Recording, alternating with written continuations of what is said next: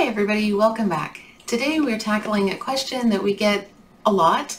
It comes up a lot on social media, so we thought we would run through some of the pros and cons of hiring your kids to work within your business. You can hire your children to work within your business. They can earn up to the federal standard deduction, generally tax-free. For 2023, that's $13,850.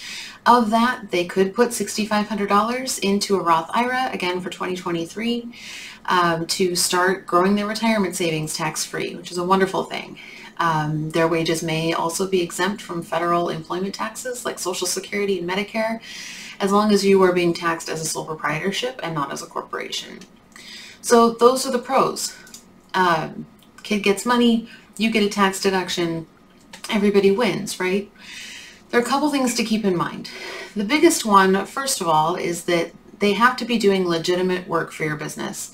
They have to have a job description. They have to be being paid a reasonable amount for the work that they're doing. You can't just pay them $13,850 for not doing actual work in your business or for working an hour a week sorting mail. Generally, you wouldn't pay someone that much to do that. So make sure to keep documentation of what their job description is, what they were doing, what their time looked like, how their pay rate was determined. Keep all of that documentation. It can be really important if this gets questioned later. The other big part, though, is also state law.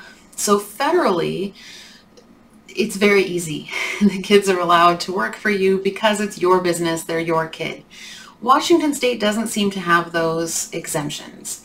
So for Washington State purposes, the minimum legal age to work is 14. If you want to hire a child younger than that, you have to petition the court and get a judge to sign off on it.